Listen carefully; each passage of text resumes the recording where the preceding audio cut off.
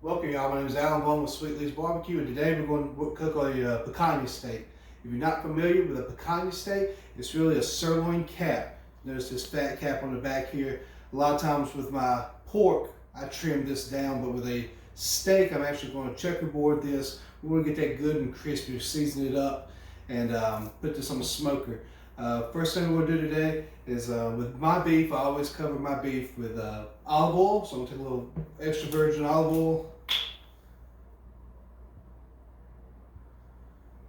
We're just going to baste this on the top here, get it good, even.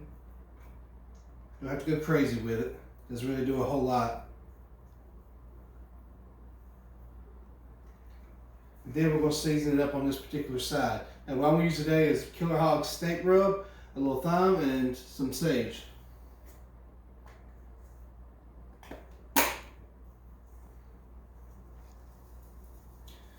Be conservative, you don't have to go crazy with this, but at the same time, it's a quick cook, so you don't want too much on there and it doesn't have time to cook down.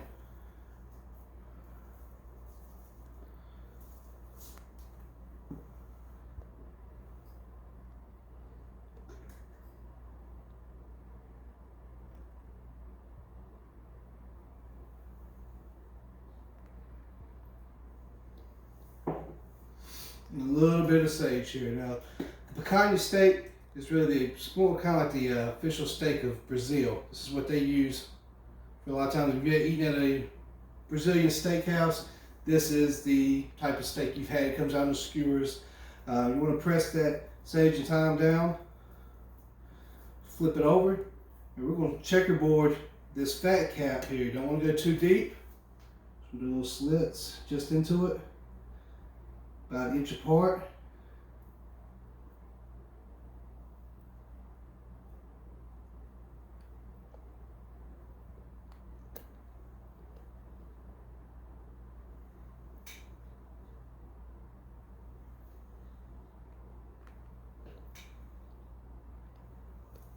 And come back the other way.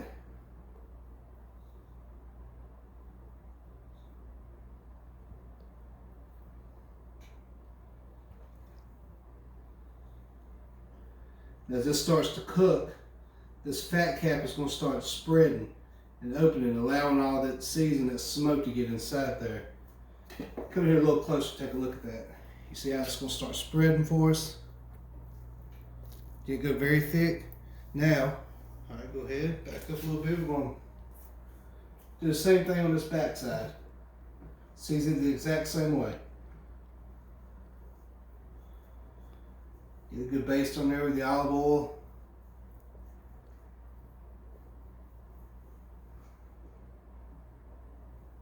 Hit it with that Killer Hogs, which I love. Use this all the time on different steaks. This particular way we're treating this picanha isn't your typical. We'd normally be cutting this into steaks, putting it on a skewer and hanging it inside my vertical offset. Today we're kind of treating it like a prime rib though.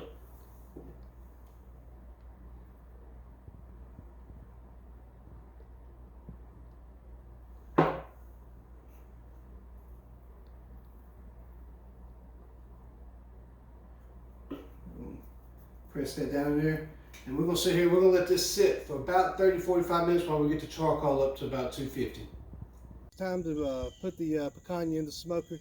Smoker's at about 250 degrees. We're going to put it in here. I've got my Weber probe.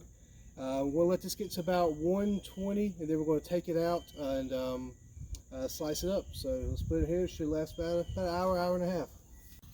All right, we've reached the internal temperature of 122. We're going to go ahead and pull this bad boy off and let it rest for about 30-40 minutes. Let all them juices sink in, and we'll be slicing it up momentarily. All right, guys. Well, we cooked it for about an hour and a half, around 235 degrees. Got to the internal temperature of 122.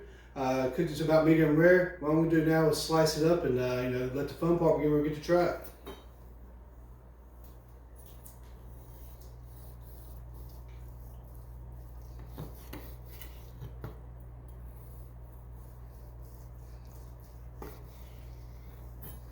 I just cannot wait to try this. Go ahead and